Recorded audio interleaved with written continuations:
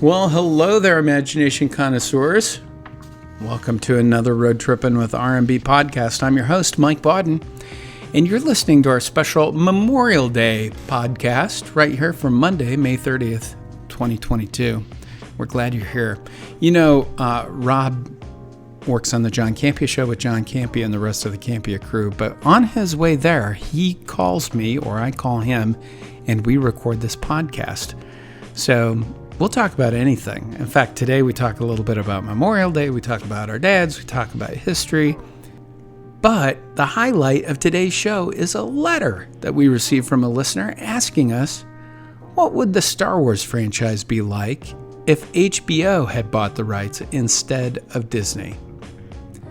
Hence the reason for today's title about Disney and Star Wars. So we think you're going to enjoy it. The conversation takes about an hour, and we hope that this maybe can be your gateway into the Post-Geek singularity. You can always check out our website, postgeeksingularity.com, but more importantly, check out the community that we've built of genre entertainment fans, geeks, nerds, whatever you want to call them. We all love it. We all love science fiction, fantasy, horror, historical drama, documentaries, classic movies, classic animation, wonderful old-timey sitcoms, and all kinds of stuff. All kinds of media, all kinds of entertainment. But if you are an imagination connoisseur and you like that stuff, this is the place for you. We hope you'll join us.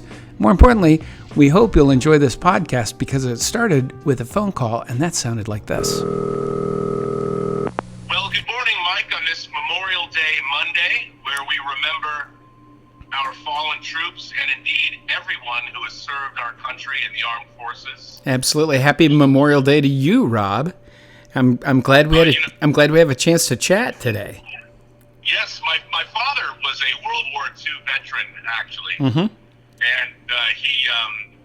he fought in the Pacific Theater.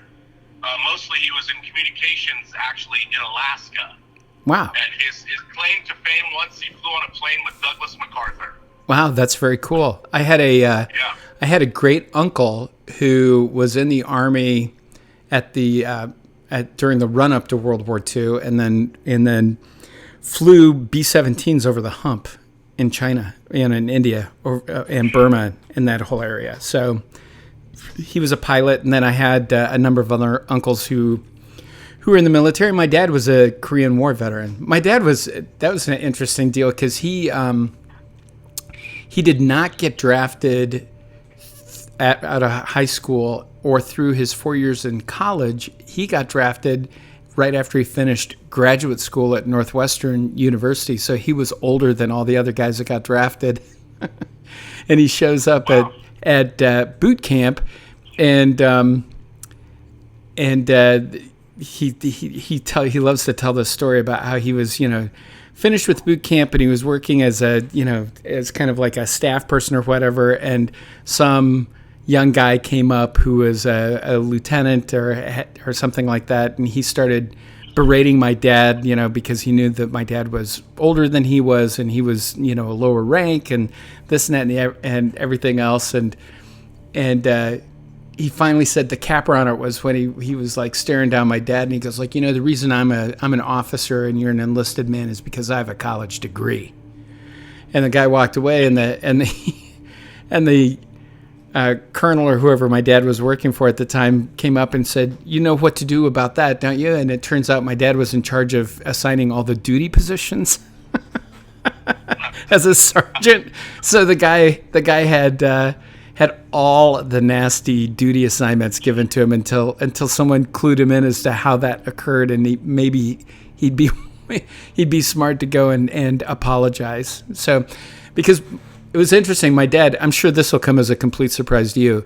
My dad was a journalist, very trained in economics, master's degree in journalism, and then ended up when he went down and he was stationed at Fort Bliss in El Paso, Texas, he ended up as the scoutmaster for the Boy Scout troop on base, because his dad had, my grandfather had a membership in our local country club and got reciprocity at the officers club. So when my grandfather would go down to see my dad, they'd have dinner at the officers club, and my dad would introduce all these people to my grandfather, and they just kind of saw him as not your regular enlisted man kind of thing. So they made sure that he had plenty to do.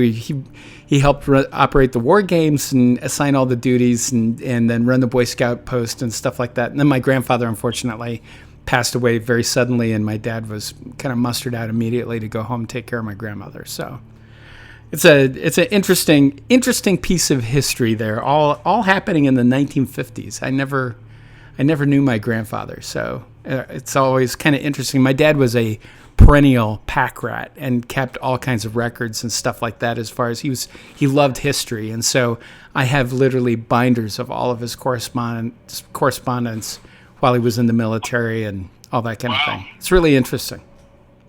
So sorry, just didn't mean to babble on there, but it's just No, but I mean it's quite interesting. Yeah. Back then, I mean, obviously the greatest generation is really no longer with us. Right. So, to have ties to that, again, I think it speaks to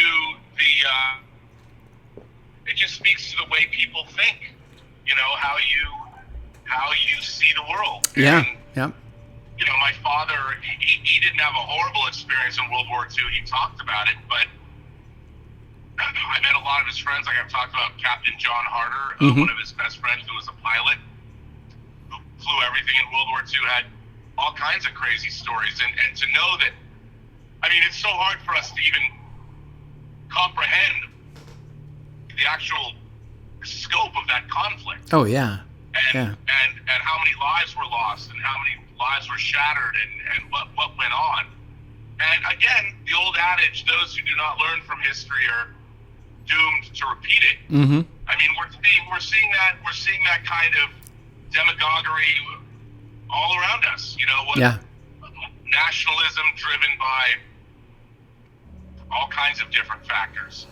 Well, it is interesting you bring that up, Rob, because if you look at it from a historical standpoint, it seems to repeat about every 1.5 to 2.5 generations. You see this kind of ebb and flow of, and I do think it's part of the loss of collective memory over time. I think it's easy enough if you are interested and willing to put in the work, you can understand the scope of a conflict like World War II.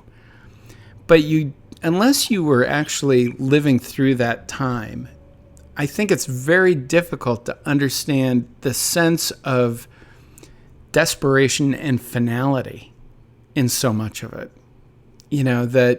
That things really were on a knife's edge for years. We complain about how uncivil our society is today and how horrible things are and how desperate things are today. And, the sad fact is this isn't the first time we've been through, conflict and crisis like this. Now, sometimes they escalate way beyond, and you end up with situations like the U.S. in the 1850s and 60s and the collapse of civility in the American Civil War.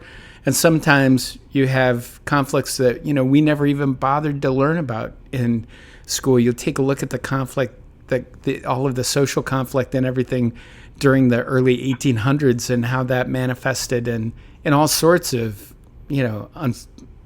really interesting, but also just gut-wrenching points in history. It's pretty amazing stuff. But then again, I'm a huge history nerd, so I'll get off of that. This isn't a history podcast, so I appreciate that. I apologize for that. No, I mean, it's very interesting with I think what's different, what's so strange now is so many people, so much political thought and social thought is becoming so polarized in this country, but not necessarily based on experience. Right. But by the exchange of ideas on social media without, I mean, there's a lot of people that are hurting. The pandemic, people lost their jobs. I mean, those are real economic factors that are demonstrable and people see them, but people are getting radicalized and angry simply by having exchanges on message boards. Right. And I don't think a lot of the time they've thought through the end game of where this is all leading. I don't think that I think there's a lot of people that don't believe or don't understand where this could all wind up. Oh no, I agree with that. I think that in many ways we have people that conflate belief with faith and with fact, and they don't necessarily distinguish between those things. Sometimes they'll feel something, or they'll feel a certain way because they feel an indomitable truth that they hold dear to their heart is being contradicted or proven false or challenged, and maybe that fact that to them is factual is really based on their faith or their belief system, and not necessarily something like science. And it's interesting when you read the headlines and you read about people saying that so we don't believe in science anymore. There's no believing in science. Right. It's science. I love, Ricky Gervais had a great line that he was talking to Stephen Colbert about science and faith. Science is constantly proved all the time. You see, if we take something like any fiction, and any holy book, and any other fiction, and destroyed it, okay, in 1,000 years' time, that wouldn't come back just as it was. Yes. Whereas if we took every science book, right, and every fact, and destroyed them all, in 1,000 years, they'd all be back, because all the same tests would be the same result. That's good. That's really good. So That's really good. I don't need. It's an interesting clip, and it's a fundamental truth, And I think that so many times people feel you have to support one or the other, and I think the real challenge is figuring out a way to be able to live with both. And there are ways to be able to live with both. But you know what the missing ingredient is for all of that is hope. You have to have a sense of optimism and hope in order to square all of that and realize that when you take faith and science and you mash them together, you end up with some ambiguity, and you just have to trust that things will work out okay if everyone can be kind to one another, But sometimes that's a really big ask. What I find frustrating about a lot of current thought and a lot of opinions that you see, whether it's online or people that I deal with a lot, is the ramifications. Like, people will fixate on one thing, and they won't think about what the ramifications of that one thing are a year, 5 years, decades down the line. And one of those issues, I see it a lot, it's filling my feed, is the idea of abortion. And which is very much a faith-based issue. Mm-hmm. And it's a human issue, and there's a lot of but everyone's talking about like the issue of abortion, but seldom do I see anything about childcare and education and quality of life issues. It's like people just want this one thing resolved, but this one thing has far-reaching ramifications that continue on through the life of a person, and not just one person, but their relatives and their parents and the government itself. And I think most issues are like that, and it gets. I find it frustrating when people are arguing over one particular issue that has far-reaching ramifications, and those ramifications are never discussed. No, you're right. Yeah, it's like part of the advantages of trying to take a look and speculate long term, what are the long term ramifications on these things, is it tends to moderate the extremist points of view. That you tend to think about, wow, if this is a long term effect, maybe the change needs to be. Maybe the change we want to see happen needs to be more incremental so that we don't end up, overcompensating. So That's always kind of like one of the big challenges, and that's where, like, in all the political work that I've done in the last, I don't know, 30 years of my life or whatever, you do find some people who feel like political change needs to be radical and needs to be dramatic in order for people to be motivated to go ahead and support it. And the problem with that approach is that you end up getting the support of people, but you end up alienating a lot of other people. And cultural change, social change isn't meant to take wild swings like the stock market. You know what I mean? Right. So, well, again, the wild shifts in the stock market have massive ramifications that spread out, propagate throughout all of society, around the world. Oh yeah. And that kind of wild instability is counterproductive to so many things. No, I think you're right. It's and again, one of the problems with monitoring wild swings in a stock market or in the equity, whether it's equities or whether it's commodities or whatever, is that people tend to try to make sense. They want to make sense out of these, daily changes that occur, and you can literally now get down to the point where you're watching changes happen by the minute in real time in these markets, and the problem is the information that people are using to make decisions and investment decisions and things like that doesn't necessarily all travel at the same rate of speed. So it's very problematic to be trying to interpret and read larger meanings into these financial swings when they happen either by the hour, by the day, or frankly by the month or by the quarter. You need to take a look at the longer term trends in order to try to divine where things are going in the long term. And too many people are just too impatient. They want to read things a certain way. They're going to look for every evidence that they can to support a wild point of view. And the only person that benefits from wild swings in these markets and that kind of thing are the guys making the trades, the guys brokering the deals, because they're going to get paid whether the money goes up or the money goes down. You win or lose, they always win. That's how those deals work. And if you don't keep that in mind, you're going to be, as an investor or as a business person, you can move too quickly.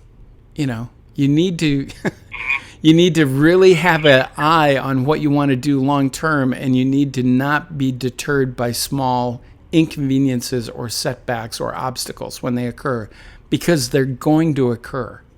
I tell my clients this all the time, is that if we are wildly successful with this marketing or PR campaign that we're doing, we're going to have to do everything different next year, because we will have affected the market and the market will change. We can't just keep going back and doing the same thing over and over. So they don't necessarily understand that. No, it's true. And look, as somebody who, my default position is relative optimism about the future, because pessimism does not serve anything when, I have a finite, we all have a finite lifespan, and my default position is to be optimistic about things within reason. Right. I mean, I don't need to be blindly optimistic, but in terms of for instance, if I'm going to embark on a project, like a film project, I know that a film project is subject to external forces. The primary one of those things is financing. Mm-hmm. And I know that I already know getting financing is, a one in a million things. So that's obviously almost an insurmountable obstacle. But I know that going in. And I've said this before, that making a movie of any kind is an inherently optimistic act, because you think you're going to finish it, you think you're going to find an audience, you have all of these things, and it's such a hard thing to do. But I find it to be optimistic, because you're conjuring something from nothing. Right. But I think that having a pessimistic, and that's why I think I've always, my default position, despite all the hardships I've had personally and professionally, which, let's face it, haven't been as hard as a lot of people's lives. I've been lucky. But if you choose to be negative about anything and have a negative outlook on life, it's going to add that much more difficulty to your existence, your limited existence on the planet.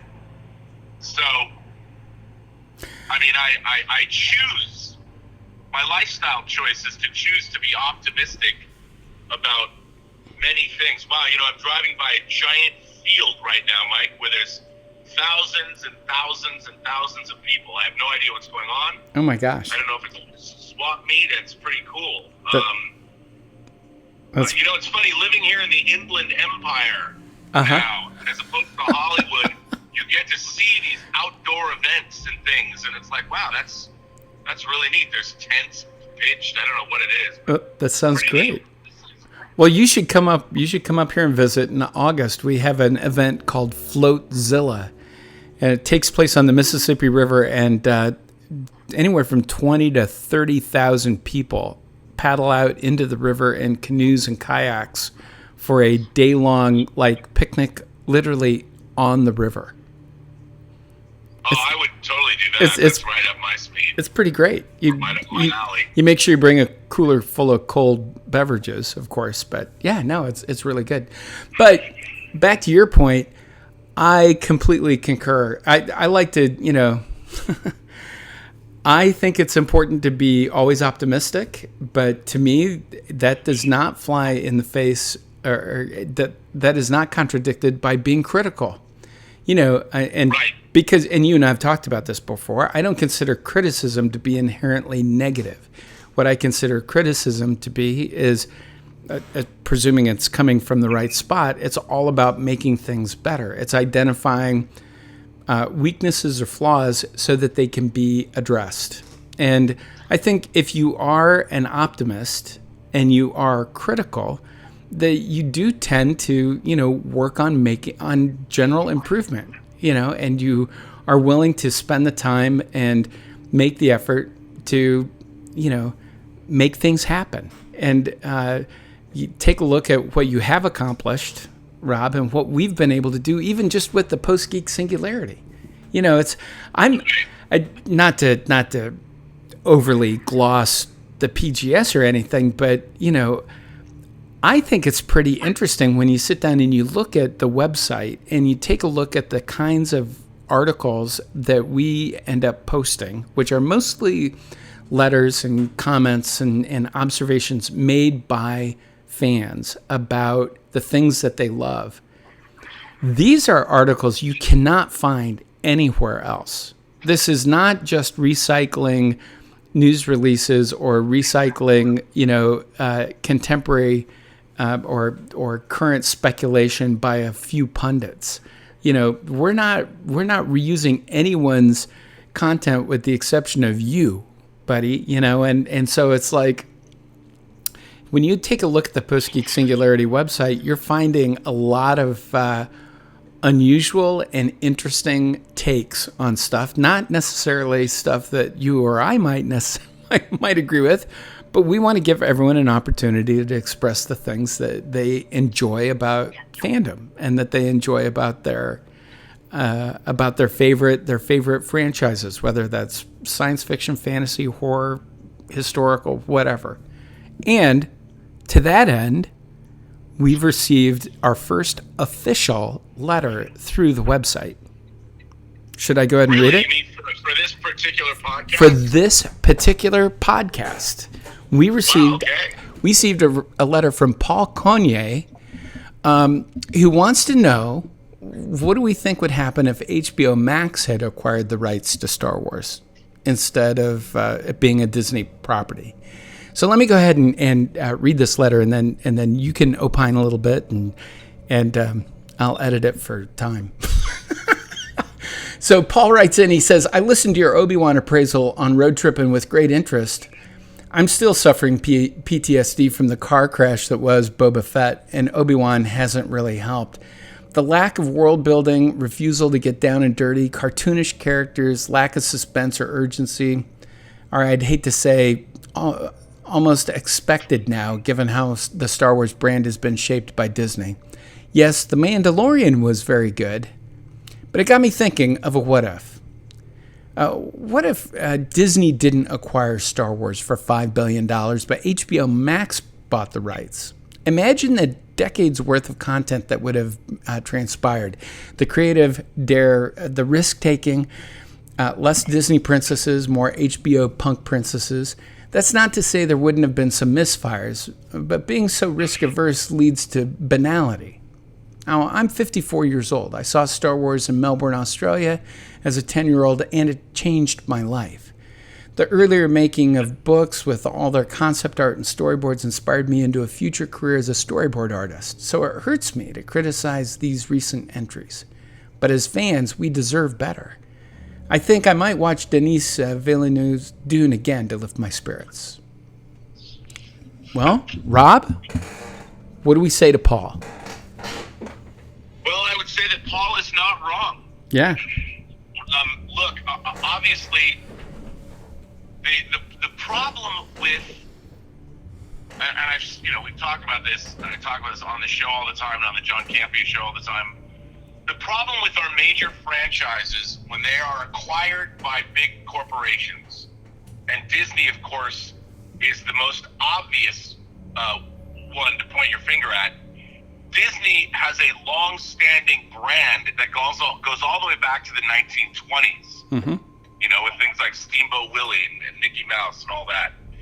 They are inherently a company that creates family entertainment for all ages. And they are never going to go into the darker reaches. I mean, you could say that, well, Snow White eating a poison apple or whatever, and the evil that these evil witches do or whatever. Well, that's pretty dark.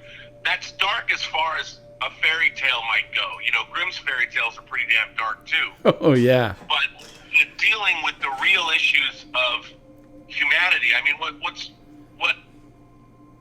is sort of unfortunate is if you think about what Obi-Wan Kenobi is about and who he is, the Jedi Knights allowed a great evil, an evil that they're supposed to counterbalance, infiltrate the highest levels of their society that they were supposed to protect, right underneath them, and wound up destroying their own order. They didn't see it coming. And most of the Jedi Knights and their children, that they were the younglings they were all slaughtered. Mm-hmm. And it was horrific. And the whole point of the George Lucas's prequel trilogy was the death of democracy, to be being replaced by fascism and evil and horror. And Disney, that's what they bought. And yet now they spend their time trying to downplay that and try and tell stories that are family friendly, whereas it's called Star Wars, and it's incredibly interesting to me to watch. I understand George Lucas thought he was making a kids movie, but Star Wars is not a movie for children. Right. Neither is The Empire Strikes Back. It appeals to children, but like all great entertainment really is four quadrants, and that's not saying that. Look, populist entertainment, I should say. Mm-hmm. If HBO Max bought Star Wars, the emphasis would be on the wars part of it. Right. And it would be much more along the lines. It would be much more sophisticated. It would be much more nuanced, and the stories would be much more adult in their sensibility. Mm-hmm. And they would receive the highest production values. Right. And unfortunately, what I think every time Disney puts out something new, they have slowly chipped away and diminished their brand overall. Because they still have fans. Star Wars Celebration was full of people that had so much fun this weekend. You could see the smiles on their faces, because the universe of Star Wars is actually the way it exists in people's imaginations. It almost exists now outside of the actual Star Wars that we're getting to consume. Right. The promise of Star Wars, the universe of Star Wars that has now been in our collective subconscious and consciousness, our waking hours, for 45 years, has moved beyond the actual filmed Star Wars. And in the same way that sort of Star Trek has done the same thing. Whereas, people can look at, like now, even I'm told, you still got the originals. And I'm told that about Star Trek and Star Wars. Like, in my mind, Mike, and people get pissed at me, but there's really only two great Star Wars movies. Right. Star Wars and Empire. Return of the Jedi was one of the most disappointing things I've ever seen. Now, there's a lot of people that will say to me now, but this is my favorite Star Wars movie. I'm like, I'm not saying you're wrong, but if you're a student of storytelling, and you're a student of history and a student of fantasy and science fiction, it's difficult to look at a movie like Return of the Jedi and be like, it's pretty much a rehash that dumbs down the franchise in many different ways. Oh, yeah. Now, again, I don't mean to be critical, but even when I saw Return of the Jedi in 1983, and I went to the very first show at the Seattle International Film Festival, special screening and all that, I was left very disappointed by how Star Wars had been completely infantilized. Oh yeah, absolutely. And I say that, people are like, what? They get mad, and it's. I'm like, I don't feel anymore that having conversations, because people they can't apply critical acumen to Star Wars anymore.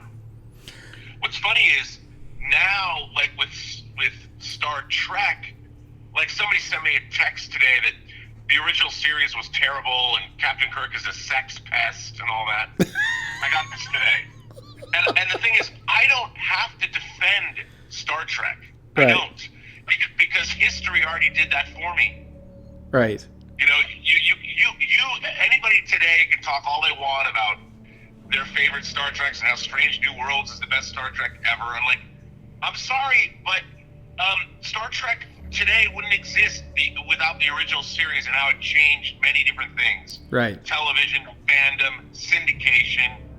I don't have to explain it. I don't have to defend it. History's done that for me. Star Trek has defended itself. Well, it's like you and I were talking about, Rob. It's like people, if they didn't live through the experience, whether it's World War II or whether it's experiencing Star Trek and as a first-run television show on NBC in the mid-'60s, you don't necessarily understand the full context of what those events did socially, So, no, or not just that, but how Star Trek affected fandom and culture as it moved along. Right. Because it was a failed TV show that grabbed a foothold during syndication and the first Star Trek convention in '72, then the advent of the animated series and the lead up to the motion pictures. And I mean, as a pop culture phenomenon, Star Trek is pretty interesting, and so is Star Wars. Mm-hmm.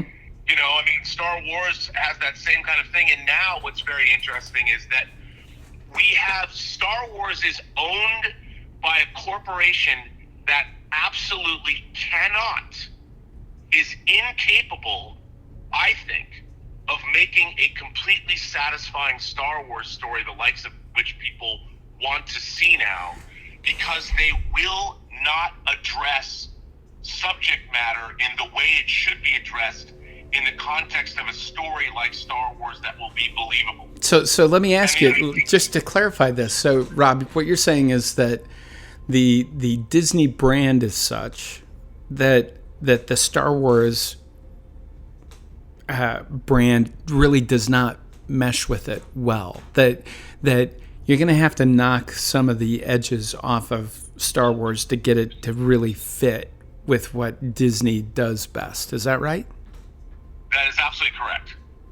So, and I think that you know, unlike say Marvel, the thing about Marvel is you can go either way, and you can deal with certain issues, but comic books were originally created for younger audiences. They were disposable.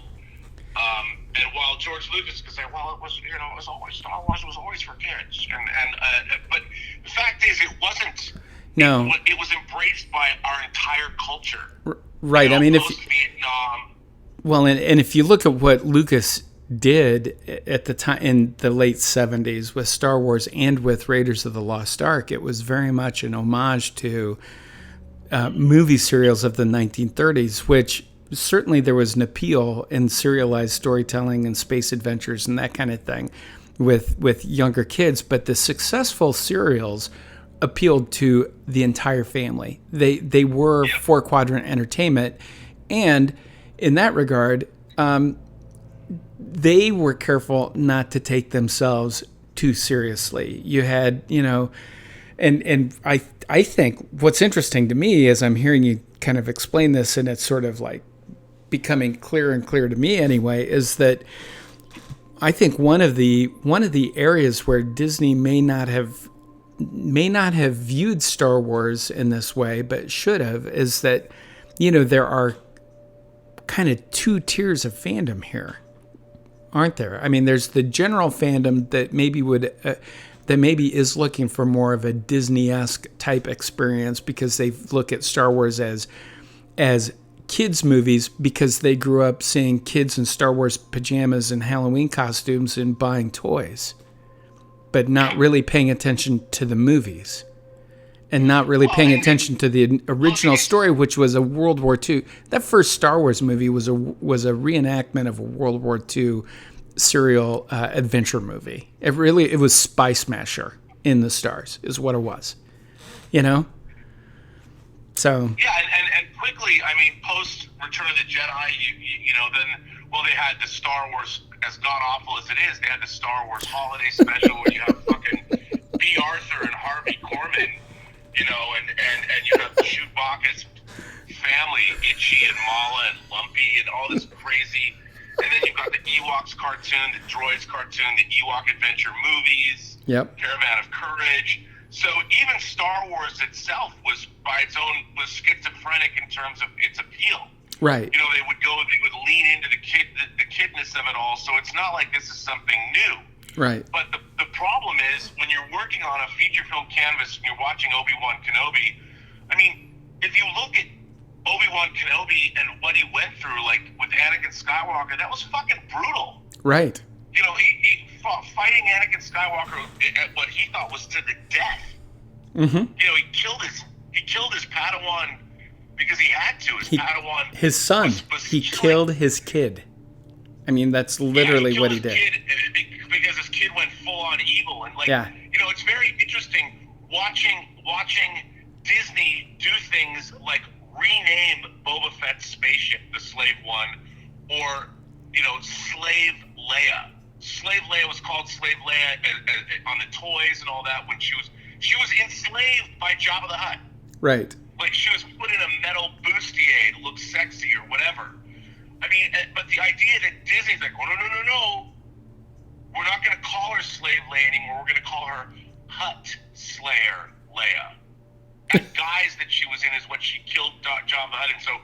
And that kind of thinking alone it shows you what is problematic about all of this. Mm-hmm. Because it's not like slavery has existed for thousands of years. Human beings have always enslaved other people, but even our thinking about it right now is, especially in America, we only think of one kind of slavery, our brand of slavery. Right. The transatlantic African slave trade is something that's the only slavery that exists. And it's such a weird, to me, it's such a bizarre. Slavery was a part of, you study Roman and Greek culture, you study what was happening thousands of years ago, and we've always had slavery. But when we talk about the word slavery now, it's with a lot of the activists, they would have you believe that the only slavery that matters is one particular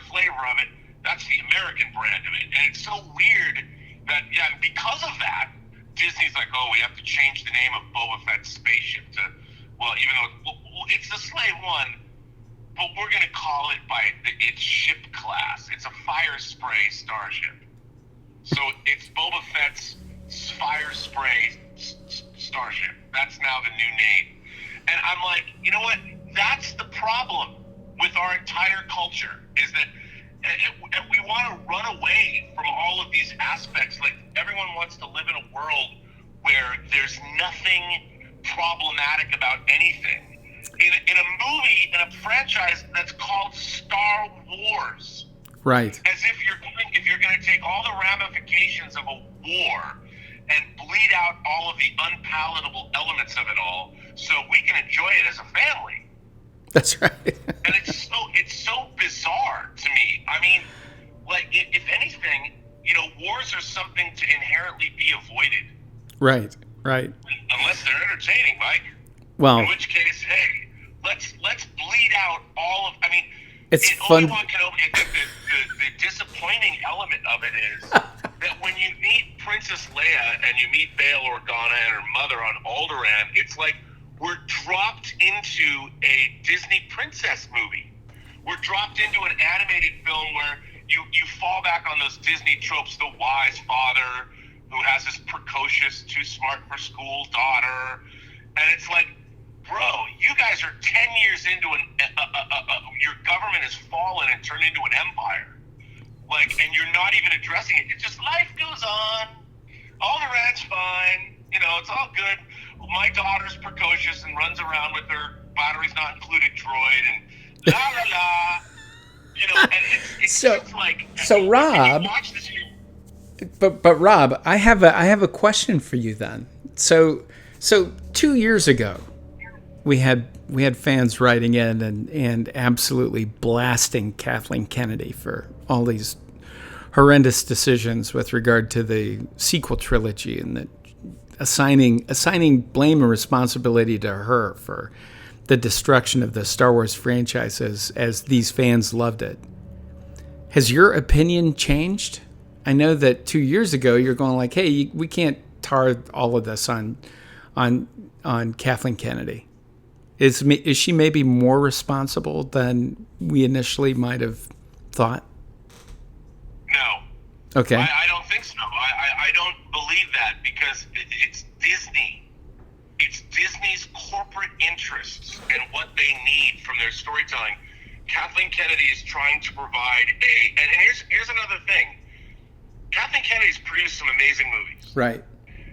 She might want to get certain things done, and the Force is female and all of that, but and I think people are unfairly blaming her for a lot of what goes on. She is beholden to Disney, and what Disney wants is what Star Wars is all about. Star Wars is owned by Disney. Kathleen Kennedy runs Lucasfilm. Mm-hmm. And Kathleen Kennedy is trying to do things that Disney wants to serve what she doesn't have. She's looking at, like, I read that the Obi-Wan scripts were too dark and they had to be rewritten. I mean, you look at the Andor series, the Cassian Andor series. Mm-hmm. It's the new trailer looked amazing. The Andor series is literally about how does a rebellion against an empire. Like, you can't take away Rogue One was I thought was the best of the Disney Star Wars movies. Could have been better.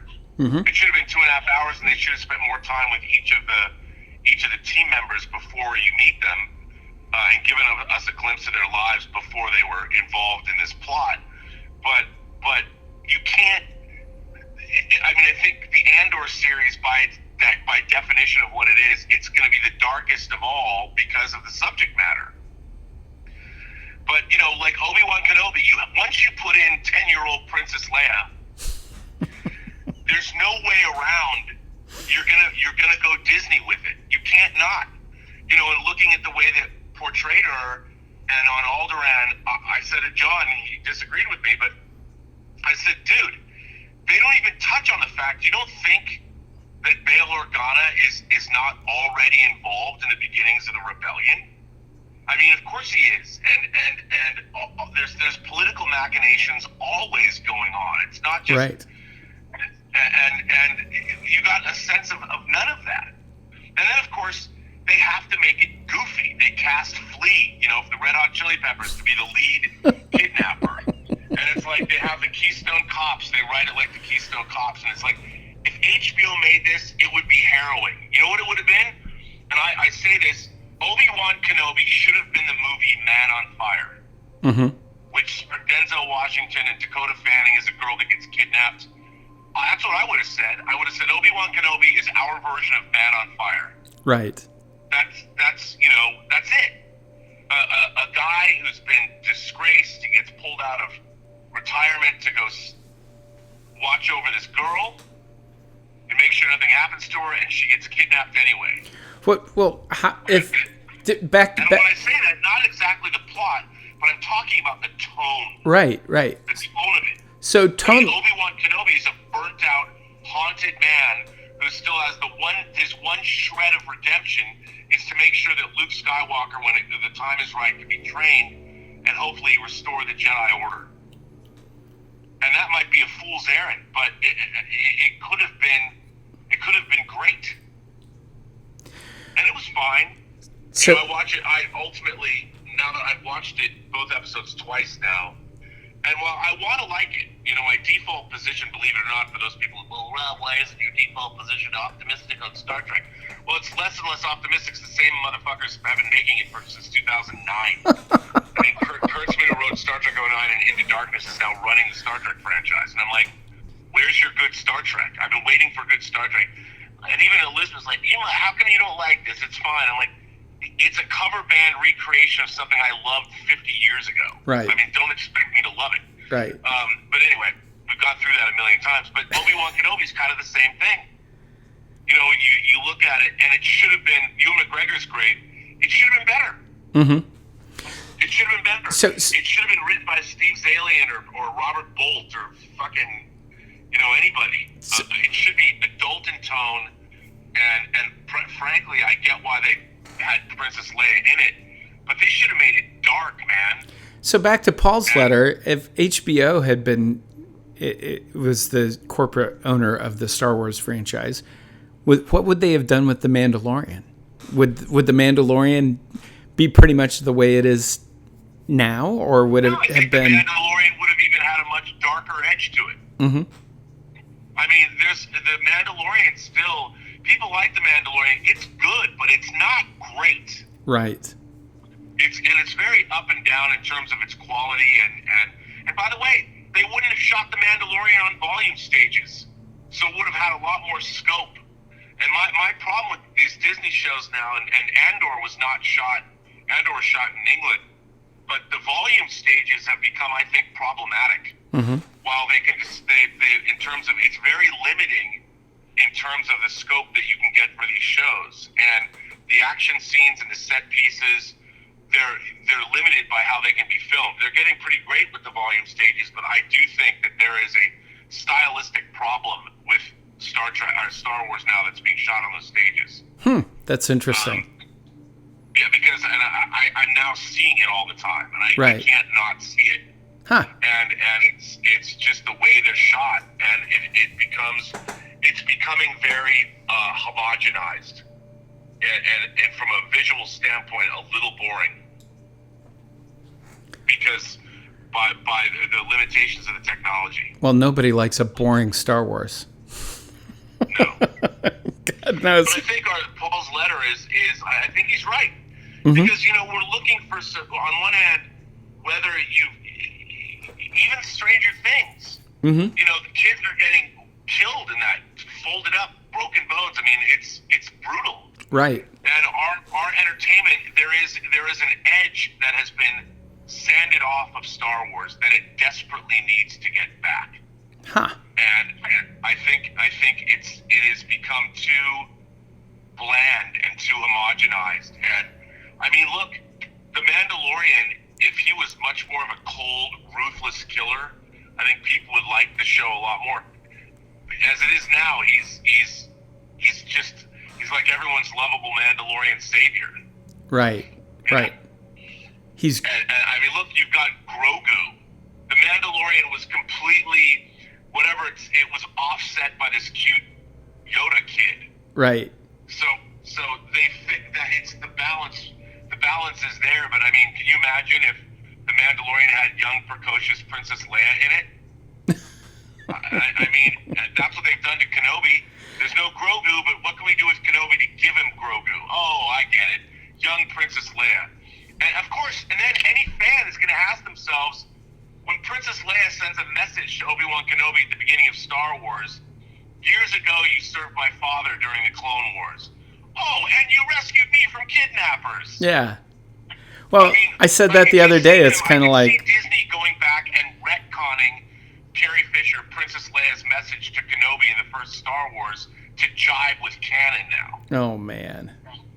But, I mean, that's the thing. That's what they're doing. It's like, you look at that, and Princess Leia's message to Ben Kenobi, which sets up whatever relationship they have, did not mention that she remembers him rescuing her from kidnappers. And so you have to ask yourself, someone like, come on, man, if you're following this, if you're going to make a continuum, if you're going to do this, why do you always go fuck up the canon? So when you go back and you watch Star Wars, it becomes devalued because you made a show in the future where Kenobi and Princess Leia knew each other. Yeah, well, and there was never any recognition of her actually knowing Kenobi in that first movie. No! In all three movies. Yeah, but I mean, when she was literally talking to Kenobi, there was no acknowledgement that she even knew him. Well, she never did talk to Kenobi. I mean, she only gave a message. She never met Ben Kenobi because he got killed before. Oh, yeah. She met him. But that's the thing. She would have said, why wasn't the message personal? Yeah. You know, years ago you served my father during the Clone Wars. No. We went on an adventure together, brah. Yeah. Remember? You know, and you think that they didn't talk. I mean, it's just, and you look at that, and it's really frustrating to watch because and people are like, well, why does it matter? And I'm like, it matters because there's a multinational corporation that is making these stories that are supposed to appeal to people that like Star Wars. Right. And so how come you're not acknowledging that this happened? And they're doing that with everything. Like, yeah, let's put a descendant of Khans on the Enterprise. Why would you do that? Why? Right. Well, and I look at that and I'm just like, that's just stupid. Because once again, you know, they've been since Star Trek 09, all they've ever done is referred back to Wrath of Khan and continuity and saying. And what's funny is they don't even go back to the original Space Seed episode. They only watch. I don't even think they know that there was an episode where Ricardo Montalban played Khan. Go back to that episode. Use that as your canon. Right. They never do. And you know what? And people are like, well, you know, Rob, you're an old man shouting at clouds. No, I'm not, because what you're doing is by doing that, you're assuming your audience is stupid. Yeah. Your audience is really smart. They know everything about Star Wars. And if you don't treat them as such, you are diminishing your brand. Right. Well, and here's an interesting question. It's like, what is it that fans really want? Because I know a number of creators, and they get frustrated sometimes with fans because what they constantly are hearing is fans want the things that they know. They want the things that they're familiar with. They want you to draw pictures of their favorite characters, or they want to ask questions about their favorite character's backstory and stuff like that. Whereas many of these creators want to be making something new and something unusual and moving forward with things. And I maintain fans really want that too. They just don't know how to ask for it because they don't live in your head. They don't know where you're taking all these things. So they can't be part of that conversation. The only conversation they can have is based on what you've already done. So everything that they're going to talk to you about is going to be a look back. But don't misinterpret that as we need to tell all these prequel stories then because that's what fans really want. I don't think fans really do. I think fans want to see their characters grow and have new adventures. I want to know where Arya Stark went to after Game of Thrones. She headed west to lands unknown. That's if you're gonna make another Game of Thrones series, do that one. Don't give me a frickin' prequel story. What I find so frustrating is that if you look at the original Star Wars, George Lucas was looking at the works of Kurosawa. Right. The Hidden Fortress, Seven Samurai. So that said, what I do not understand is why is it the creators that are working on these big franchises like Star Wars and Star Trek, like what I just said, I would walk into a meeting and go, the Obi-Wan Kenobi series should be a combination of Man on Fire and John fucking Wick. That's what it is. I'd pick Leon the Professional, but yeah, I get it. Yeah. And people would look at me and go, what do you mean? I go, look, you got a character who's a fucking kick-ass Jedi, so actually, let me add something, Unforgiven. Yeah. So it's Unforgiven, John Wick, and Man on Fire. Don't look at other shit like Disney princess movies. People want a fucking kick-ass, beaten and demoralized guy who discovers his inner mojo and unleashes hellfire on his enemies. Mm-hmm. You know, that's what they want to see something that is kick-ass. That's what they want. They don't want to watch Obi-Wan Kenobi running around after Princess Leia on an unknown planet after fleeing his band of kidnappers have taken her there. That's not what they want. That is not kick-ass. And if you're going to do something with a kid, do it like Lone Wolf and Cub. Mm-hmm. You know, where Ogami Aito just killing motherfuckers left and right with his sword, cutting them in half, blood spewing everywhere. I mean, make it kick-ass. Yeah. And yet, that's all we're getting. Because Disney can't do that. They would never do that as a corporation. They will never tell that story. Ever. Because they can't. Right. It goes against who they are. Yeah. Yeah. Can't do it. And that's the unfortunate thing about this, which means any Disney Star Wars story that they tell will inherently be compromised because it's Disney. And they can't actually delve into these things. They can do it in their Disney way. Like you can show wars in Mulan and noble battles and what is that the movie with the red-haired chick? Oh yeah. Brave. Yeah, Brave. I mean, you can only work within that paradigm, but you can't deal with the horrors of war. You're never going to see a Disney movie where they liberate a concentration camp. Yeah, they're never going to do Battle of the Bastards a la Disney. No. They're never going to do that. And the realities of what happens in war, the Japanese experimenting, the rape of Nanking. Mm-hmm. You're never going to see that shit. Because they can't. They can't do it. And so any Star Wars story is inherently going to be compromised in some way. Because they can't actually tell that story. They can't tell the story of Obi-Wan Kenobi that we all really want to see as Star Wars fans. Right. Because before that story is told, what Disney needs from it trumps everything. Right. Well, and it's unfortunate. Yeah. It's the bigger brand. It's the bigger dog. Yeah. Yep. Well. Mike, on that note, I must go. On that cheery note. Well, thank you, sir. Thank you for your time on a Memorial Day and allowing me to kind of babble on and about my dad. I appreciate that, and also thank you as always for your insights into this industry and the world of genre entertainment, all these things that we love. So it's really great. I know the Imagination connoisseurs love it, and we appreciate everything you do. Should we do this again tomorrow?